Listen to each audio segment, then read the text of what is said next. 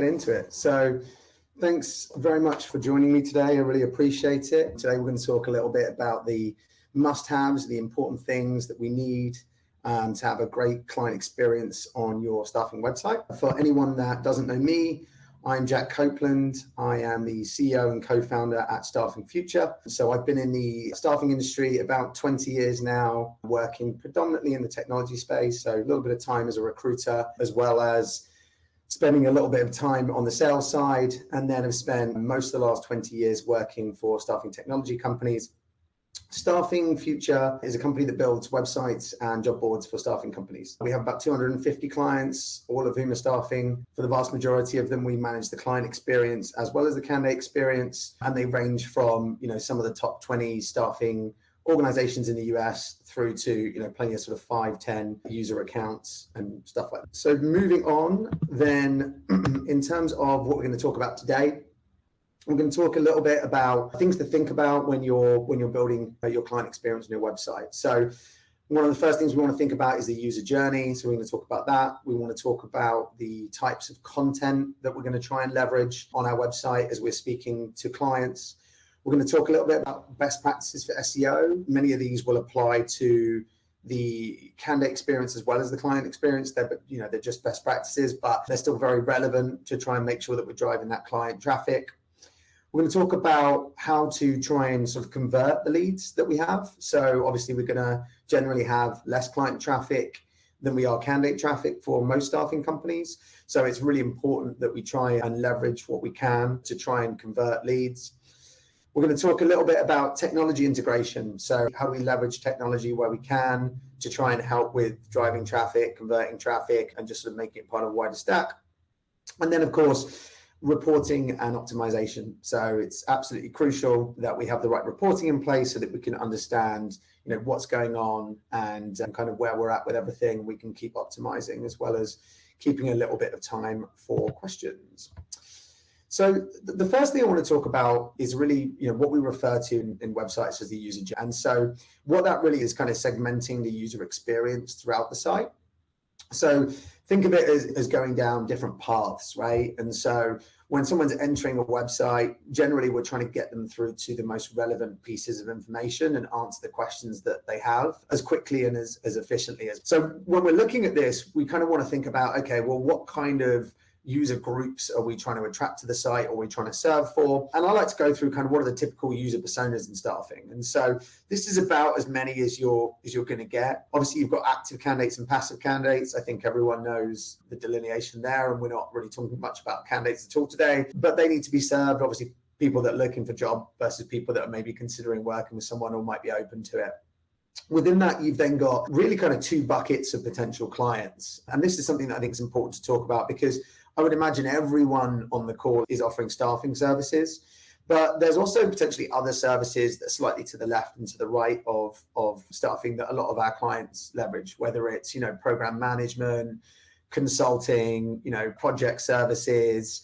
Sometimes it's just as simple as sort of staff augmentation, but maybe with like a bench of talent that you work with on a regular basis. So it's important to think about, am I just selling the type of staffing service? Am I selling direct hire, or am I another element? Or do I also want to break out an experience that maybe allows me to expand my service offering sort of above and beyond staffing into consulting in other areas? You've also got industry knowledge seekers, so people that maybe are not really falling into any of these groups, but if you are super informative about your niche, then you're going to find people that are running Google searches for different questions, information. They're going to come across your site. And then often as well, internal hires, which is something that sometimes gets forgotten about, right? Selling your brand to relevant individuals. So when we're thinking about starting to divide up some of these user journeys, particularly as we're starting to segment out the client and the candidate experience, there's really only so many different approaches you could have to trying to sort of funnel, users from your homepage down to the most relevant content on your site. And so the typical approach that a lot of people leverage, which you've probably seen at the top, outside of the top nav, is to go for, a hero image that you can see in the top two examples here, and then try and either split the screen like on the right, or sort of segment via two different buttons to say, I'm hiring or I'm looking for a job, which is it that I'm interested in. This is a great way of taking, any of the traffic that lands on your homepage, which is typically about 50% of the traffic. It's not all of the traffic you're going to get. A lot of people are going to come in directly into landing pages and jobs and various different search environments. But it's a great way to try and sort of send people into the right environment. Obviously, there's a lot of information that's also sometimes what we call beneath the fold. So people can scroll past these initial images, and you can start to serve up, little bits of candidate related content versus client related content, or perhaps information that's going to offer value to both of them. But when you have a user with high intent that's there for a specific purpose and is trying to get information, sort of breaking this out into a micro experience is quite helpful. The other option that you've got is to really kind of go down the route of maybe just having like a moving hero image, so something that's scrolling with a different call to action. So you can see here with the Appling group, they've got the option of saying, look, do I want to find the right fit and dive into that environment? Or within a few seconds, it's going to move across to a job search experience that's going to drop people into that sort of specific information. Once the user is sort of breaking out and going, okay, yeah, no, I'm interested in understanding more about your services, there's typically kind of two different ways that people break it down in the homepage. So there's the option to kind of start to go more practice driven, where it's more about the niches that we serve within sort of digital transformation, government services, healthcare IT, with the example on the left-hand side here. Or it's the option to go more about our services, right? We've got direct hire, temp staffing, temporary contract staffing. I'm a big believer that if you do have relevant niches, it makes a lot more sense to break it down by those particular areas, because it allows you then to serve information that is really relevant to that niche and sort of talk as a thought leader on that environment. Obviously, explaining the actual services of your business as it relates to the different offerings that you have is important. But when you're looking at any kind of niche hiring, understanding that market is going to be a lot more relevant and allow you to get your message in a more specific way across to your user base. One of the things that you can also do, of course, is have like sideways movement on this user journey. So as I start to drill into, say, Salesforce, and understand, okay, this is our Salesforce offering, this is our experience, this is what we know about the market, navigations on the left or the right-hand side that will allow people to then go through and go, okay, well, if I'm working with you as a business, irrelevant of whether I'm looking for, Salesforce versus ServiceNow or whatever it may be, at least I'm in a position where I can understand, how you go about direct hire versus temp staffing versus perhaps consulting services or other elements that you might want to offer. So when we're then thinking about these pages and we're going through the client-specific homepage or whatever you want to call it, initial landing page, what information are our clients really looking for? I think it's important to cover off, who you are and what you do. Believe it or not, this sometimes can kind of get lost. There are times that I've looked at websites of staffing companies, and I know a lot of people sometimes try and avoid the keyword of staffing if they're not doing any kind of temp-based staffing, where it can actually be so buzzword driven that it becomes hard to even understand what the business is offering. So I think it is important at some level to sort of spell out, okay, this is what we're here to sell and this is what we offer. But then when we're then going into selling ourselves, we really want to focus on our services, our vision, our approach, but more so than that, as much relevant industry knowledge about your niche and services as possible, real world examples of your offering and success. And I think a lot of prospective clients as well, they're looking for market data, analytics, trends, anything that is really going to inform them about their industry. Like starting your position from a point of gravitas and a point of industry knowledge is always going to validate your message a lot more than, just talking about being high touch or talking about, being local or whatever it might be. And of course, local is a niche as well, where you can really focus on your understanding of the market and some of that history as well. But anything that you can to leverage data that's out there, we have to think of the little bit of knowledge that we have as the vast amount in some cases, but even just a little bit of knowledge being really helpful to our client base, because this is generally a lot of the time not something that they're doing all day, even if they are focused entirely on the hiring process and work a lot with staffing companies. They're still going to be in a position where for that particular role they're hiring for in that particular location, generally they're not the experts. And so any kind of information that you can offer goes a long way. So how do I go about then thinking about that kind of content? I think telling stories is really helpful. Thinking about your sales pitch, thinking about what truly makes us unique in our approach, what we're talking about when we're having our client meetings is really helpful. Leveraging, as I mentioned, anything around industry white papers or kind of just data-driven articles is going to be super helpful in that environment. So something that, they can download or they can engage with, that is going to teach them about that market, show that kind of thought leadership and that, not thought leadership, but show that data around the market is going to be super helpful. Also, blog articles that answer client-specific questions and talk about your niche. So we're going to talk a little bit about that in a second. The ability to go through and actually start to think about what kind of questions would a hiring manager be asking if they were looking for our services? What kind of problems are they actually trying to solve? And then focusing on, okay, how do we answer those questions? How do we do it in a super informative way and show our knowledge, right? As opposed to really just trying to go, oh, this is what we do, and kind of, just talking about us the whole time, as opposed to talking about how we solve specific problems. And then the final one as well is really thinking about real world examples. One of the things that has been really successful for us is obviously featured candidates and then case studies as well, which we're going to talk a little bit more on later. But the ability to talk about examples of either individual candidates that you've got available that you can leverage that might be enticing to the prospective client, or just case studies, a real world example there of how we've solved the specific problems and how we went into a client and we made a bunch of placements, or we managed to have some impact on their ROI that is tangible.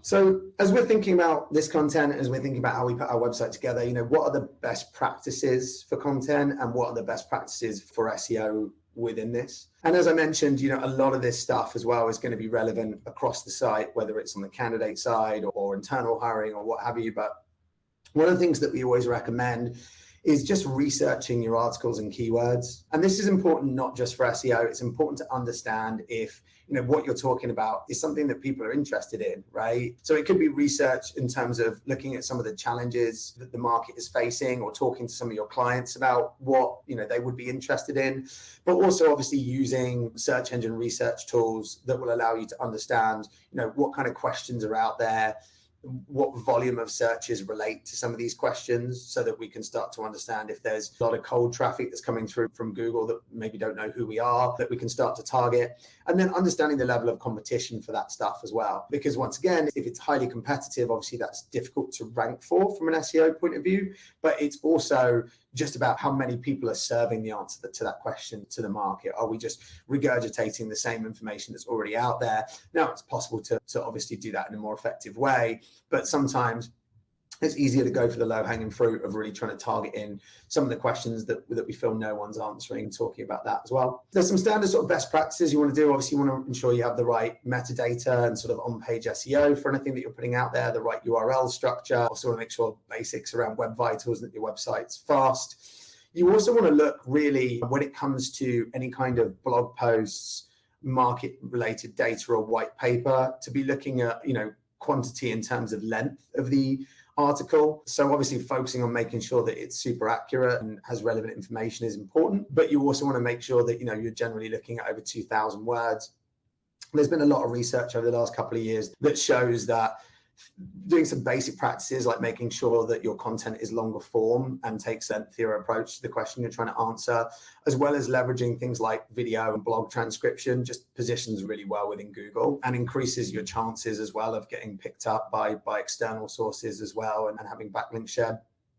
You want to make sure that there's contextual links with anything you're writing through to the rest of the site. So if I'm writing a blog post, or I'm writing a white paper, or even as I'm just navigating through my services and things like that, I want to be contextually linking through to anything that's relevant within the site. And that's really healthy from an SEO point of view, but it also allows my users to sort of navigate sideways on that user journey, as well as sort of top down from the homepage around where they're trying to get.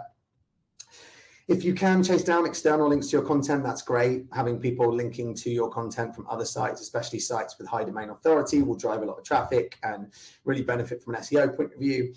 And then, the great thing to remember is, as you're writing this client-specific content for your website, you can really splinter these topics into wider areas. So it can seem a little overwhelming for smaller staffing companies or people that don't have in-house content writers or marketing, which is the vast majority of the people, at least on the content front. But once you've actually gone and built a great article, you can update it every year, you can add new information to it, and you can break out snippets of it to then leverage in your social posts. You can also take that kind of content and leverage it in email marketing and other approaches that you have. So really centralizing around good information at the top and then breaking it out to leverage other pieces is going to be helpful. And then, as I mentioned, integrating with your tech stack, that's not just helpful for the wider business, it's also really helpful, for SEO best practices, driving in clicks from social media, driving in clicks from email, getting users that are spending time on site, reading those articles, and really showing the search engines that what you've created has a lot of value. So in terms of leveraging blog content, we've seen a real trend recently around video. One of the things that helps a lot is getting the question answered in a structured format, so I can start to build a blog, and then engaging and taking that blog from just the written verse into perhaps like a summary via video. You can do this via stock imagery, or you can do this via like a conversation or almost a conference type experience like we're doing right now via like Zoom. You can also just go through and transcribe summaries of your blogs and leverage, different imagery and stuff like that, so that, you're coming up on video searches as well, and you're optimizing your YouTube channel. We've had a lot of clients that have done this, and they've seen some real traffic increases that have come through. I think a lot of people, they look at blogging as kind of like a box ticking exercise and go, oh yeah, we should be talking about some of these things. But it actually takes quite a lot of work, time, and attention to really position as one of the most relevant out there for a high volume search term. And stuff like this is super effective for driving traffic. When we talk about white papers, or even calculators, one of the things that you can leverage here is what we refer to as gated content. And this is where you can take a piece of information like market analytics summary, data about hiring trends, or data about available talent in certain markets. You can leverage this on the candidate side with things like salary calculators. And basically, this can be used as a way for someone to either download a piece of information that's a singular white paper, or as in this interface here with Darwin, actually go through and say, okay, so for my location, I want to know about, this type of data architecture, and then I want some insights around that. So I want to understand that it's, 21 days the time to hire in Boston, or it's, 49% of talent that was placed in that environment was passive. So we're bringing through some market analytics data that's informing our prospective clients. And then what you can't see below the fold is, of course, if I want further information here in order to access it, it's basically asking for my email address. And so this is a great way of converting top of the funnel users, those passive clients that are not necessarily coming to your website because they're going, oh, I desperately need to work with a staffing company right now. But they're perhaps in a position where they're going, okay, I do have a problem that I'm looking to solve. I am looking to hire someone in this market, or I'm thinking about hiring someone in this market, and I'm looking for a piece of information. Shows obviously a lot of knowledge about your specific industry, which is super helpful, but it also allows it to capture their email address and then kind of nurture them. So we can bring those through into marketing lists. Of course, your salespeople can follow up directly as well, but it allows you, as you update those market insights or you introduce new market insights, to be emailing those users, telling them about new information that you're providing on the market, bringing them back to the site, rebuilding that brand, and increasing the chances of them actually converting or taking your call further down the line. One of the things that I've mentioned earlier as well that we've had some real success with is marketing out candidate profiles. So candidate profiles or feature candidates is a great way of sort of dangling top talent in front of prospective hiring companies. It's also a really nice way of kind of building a relationship with your talent and sort of saying, hey, look, I think your skill set, I would really like to work on getting you a position. And if you're comfortable with it, I actually want to kind of market you out. And people have been doing this for, 20, 30, 40 years in the staffing market, but really leveraging it on the website and making it part of your email and your social distribution is super helpful. We have had some experience with building live searches into people's databases, which, has had some sort of mixed results, but generally people are not managing their data at the level where they want it to be client facing. And clients themselves are not in a position where they want to go and actively, search people's databases in order to sort of pay a fee. So what we recommend instead is taking examples of talent that you're working with that you think are highly sought after, and either editing the resume or turning it into like a brief summary that can be marketed out, leveraging stock imagery and stuff like that. And generally the way to go with this kind of stuff is like a level up, right? So if I was to say, oh, I've got a Python developer that has 4 years experience of working with Facebook in the Bay Area, if someone shows interest in that candidate and that candidate's then not actually available when I want to have an interview because they've taken another position or they're not interested, I've kind of got less leverage to work on that lead. And so as you're going through the process of writing some of these candidate profiles, you can take it a little bit further up and say, maybe it's working with one of the top social media companies on the West Coast, or they've got X period of experience in various different technologies. So making it targeted to get interest, but also sort of vague enough that you're not then limited because you're not using real imagery and obviously not telling anything personal about the individual candidates, that you can actually go out and maybe have a number of candidates in mind that might be a good fit for that. Or if someone shows interest, go and find a candidate that's a good fit and kind of segue them in that way. And within this, the call to action here is the ability to book an interview, the ability to request a full resume. So we're getting away of that sort of contact button and we're saying, okay, what do you want to talk to us right now? We're integrating that normally into the applicant tracking system so that those are going in as leads and attract as well. And it is, of course, possible as well to run paid traffic to, individual candidate profiles or look at landing pages to do that.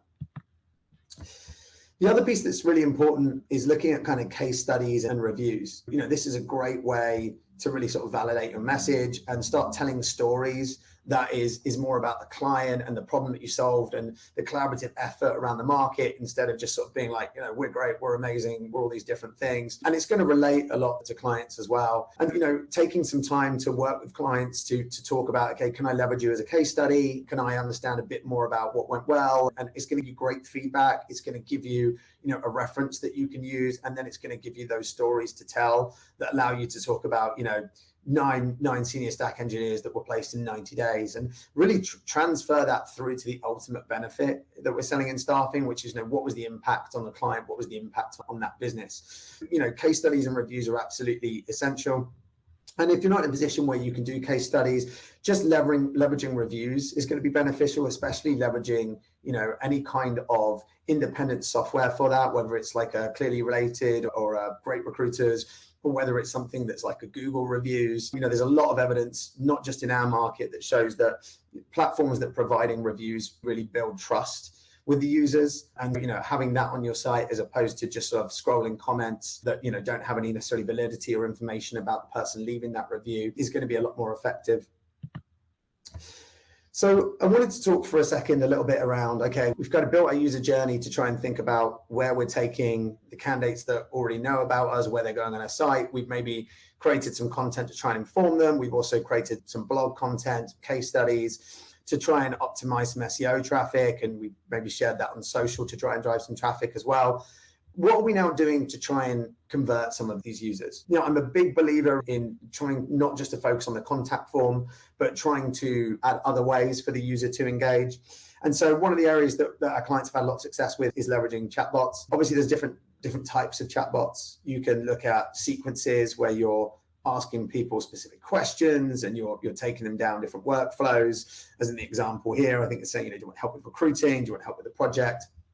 Or you can actually leverage one of the things that we use, which is like a live drift chatbot, which is great unless people are asleep. You get weird questions at strange time of days, like we do when we're sort of fairly global at this point. But you're relying on someone being there present in that time zone to answer it. But especially if you have enough recruiters, feel like you can put this on their phones, you can put this on their Slack or their Teams channels, and someone can respond. Really, really beneficial just to get that immediate engagement.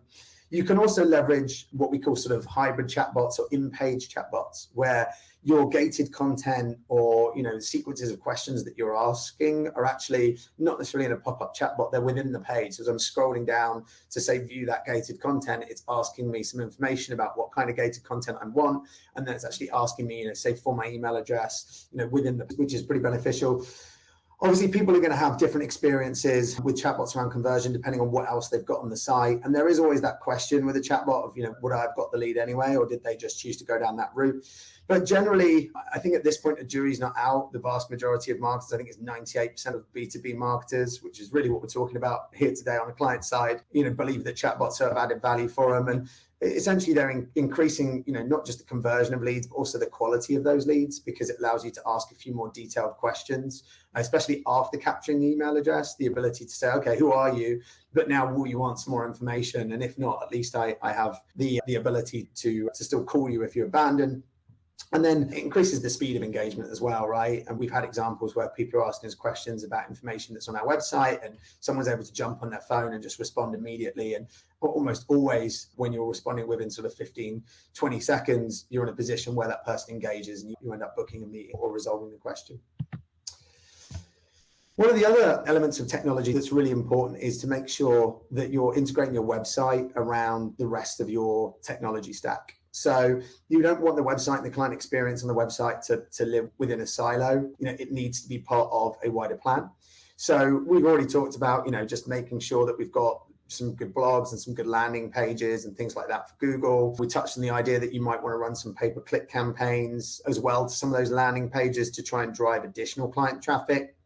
But you want to make sure that whatever you're building as it relates to case studies, featured candidates, blog articles, lead magnets, that you're sharing those across social media, particularly, of course, LinkedIn is going to be very relevant for our industry in general for most people, but there are other industries, other social platforms that will be relevant for some, if not all, when it comes to, Facebook and Twitter and things like that. Most people are going to use an independent platform for that, right? It's like a Hootsuite or a Pager or something along those lines that will help you distribute your social posts. And, it's easy to provide feeds of that content and tag it, which is super important. Say, is it client facing? Is it candidate facing? What type of content am I creating? So that those tools can automatically distribute them for you. And some tools like Pager as well can actually distribute a lot of this content across your wider user group, right? So rather than just leveraging Staff and Future, I'm allowed to leverage, the 35 people that work here, or all of your recruiters, or all of your salespeople, so that the people that they're engaging on LinkedIn, the people that they're talking to and adding as connections, can see those posts and then drive those posts back to the site. We already touched a little bit as well on, leveraging reviews within that environment, but that's great to have those widgets in place so you can see the live most recent reviews on the site. And it's important for them to be up to date, right? I think we've all probably gone on Yelp or what have you and looked at some reviews and seen, this pasta's great, and the reviews from 3 years ago, and you're thinking, well, I doubt it's still there and I have no idea if it's any good, right? These things have a time limit. Having them up to date and having them provided by authorities in the industry is super helpful. And then leveraging any kind of email automation. So whether it's something that's industry specific like Sense or Bullhorn Automation for those of you on that platform, Worklarma, whether it's internal automation that they have say an ATS like Tracker, making sure that you have the ability to market out your featured candidates, your case studies, put your blog posts in your newsletters, make the information that you're creating on the website available at the fingertips of your salespeople so they can send this content out, and making sure that's connected so those clicks are landing in the right place and the tracking's in place so that you can see the performance of it, is another really effective way of driving traffic to the site.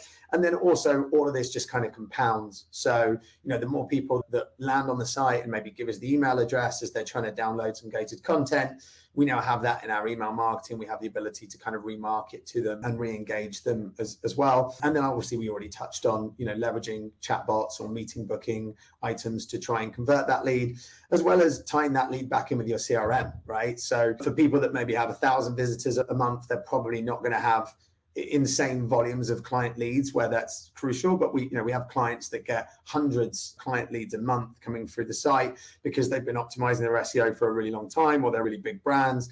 And so making sure that tracking is going into the CRM as part of their sales reporting is just as important as putting the candidate data into the ATS. Obviously, most of the time it's synonymous and one and the same, so that they can track on the conversion and the performance of where they're getting the traffic from and the end results as well, the ROI. So moving through then, coming towards wrapping up in a bit here for some questions. So another thing that's obviously really important is looking at reporting, particularly when we're looking at user journey. It's important to sort of think of the website as something that you're always optimizing, not just a case of building it and forgetting it. That's one of the trends that we really see, is that people buy a website and never as happy with it as they are on day one where they go live, right? And so they go, my website's great, cool, that's fine. And then they go and forget about it for 3 or 4 years. They don't look at any data and they don't really optimize. Especially if you're going for a clean, simple navigation, it's very easy to either A/B test or look at some heat maps to try and understand where are the users clicking, how far down the page are they scrolling, what's working and what's not, what pages are they bouncing from. So having this sort of information in place really allows you just to sort of move the needle a little bit. And the more traffic you've got, obviously, the more of the impact you're going to get from these sort of minor changes to try and increase that. But also, it's going to help with all the other activity you're doing, right? We already talked about it. The more you're doing in terms of content driving SEO, the more technology you're integrating allows you to re-engage those users. And then the better you're building out that user experience increases the chances of them sticking around and converting. So for all of our clients, we leverage Hotjar. It starts out as free for the initial volume, as long as you have a master account like we do, and then you can start to scale it up, and you can look at everything from recording on mobile to recording on desktop to seeing, how far people are scrolling and what they're clicking, and trying to optimize that experience. And then wider reporting. There's obviously different types of reporting tools that are out there. Most people are leveraging Google Analytics at some level. And what I like to talk about here is kind of the concept of reporting. I think there's a gap sometimes in the industry where we really start to look at our KPIs as a business based on the number of leads that we got. And that's probably more on the candidate side, where we go, okay, how many applications did we get? And then the next metric is how many did we talk to, then interview, then place at some level. Maybe it's a little less on the sales side because it's harder to attract the leads. But I'm a big believer in moving that reporting further up the funnel because, obviously people are making decisions about whether they call you back, whether they respond to your email, or whether they're going to submit a contact form. And so it's important to kind of acknowledge the different traffic you're getting from different sources, starting to understand, the visitors based on types of behavior, what kind of pages they're looking at, even simple as tagging your content that then allows you to understand, okay, people spending more time on the client side, or are they spending more time on the candidate side to try and get an understanding of what's going on there. Within that as well, you can leverage dynamic content for the users. So once we're starting to build a bit of a profile on individuals, there's something we do on the candidate side with our job alerts, but we're starting to bring it onto the forefront of clients as well, understanding what they're searching for in terms of content, understanding what they're reading, and then targeting them with the most relevant information. So even if they're on the homepage, the content that they're seeing scrolling across being more specific to them, as well as transferring that through to some of the other technology elements down the line. Then you next sort of phase you've got is top of the funnel conversions, right? So where people are coming from. We understand the visitors based on their behavior. We're maybe now being more specific to them in the calls to action or the way that we approach them. Then at that point, we're really just trying to get some information, right? The opportunity to bring them back, a phone number, an email address, with the final conversion, of course, actually being a book conversation, a book meeting. And so I think looking at these metrics and incorporating them and the conversion at each level as part of your sort of sales process and sales marketing process, as well as the next bit of we got the lead, did they actually respond? Did we talk to them? Did they, they sign terms? Did they offer us any jobs? Is really important when you're thinking about, the client experience on your website. So that's kind of it from me in terms of, the general chunks here. I think in summary, you really want to think about user personas, think about your clients, what they want, what they'll click. Content's king. We're not content writers here at Staff and Future. We partner with many great content providers, but as we go through the analytics with our customers, it's very apparent that people that put time and energy into this get more traffic and they get better results. And quality is really important, as well as quantity, at least when it comes to the length of articles. Also important to spend that out into other platforms. Definitely leverage conversion technology. I mean, hopefully people aren't using email addresses and are at least leveraging forms where needed to try and capture information, especially for things like mobile. That's absolutely crucial. But if you are able to use chatbots or meeting booking software, anything that can bring you close to engaging with the user is super important. We all know that time kills all deals, and definitely that urgency of how quickly you can respond, how quickly you can get that in that calendar is absolutely crucial. Integration, making sure that it's part of a wider technology stack, so we're not just building a website, kind of putting it out there and then leaving it independent from everything else. And then of course reporting, leveraging it wherever possible to understand what's going on and try and optimize what we're doing with our customers. Perfect. So I'm just going to stop there and see if we've got any questions on here.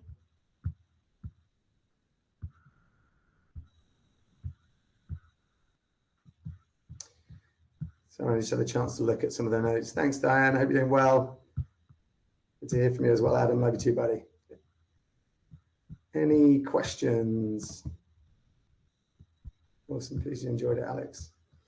Well, guys, I think my LinkedIn, I'll put my LinkedIn in the chat actually real quick and drop that in there for you if anyone needs it. More than happy to jump on, chat with anyone at any point. If you've got questions, we're very happy to just try and help out and see what knowledge we can share and learn a bit about you guys as well. Don't be shy to connect or reach out at any point. Perfect. Thanks very much, all.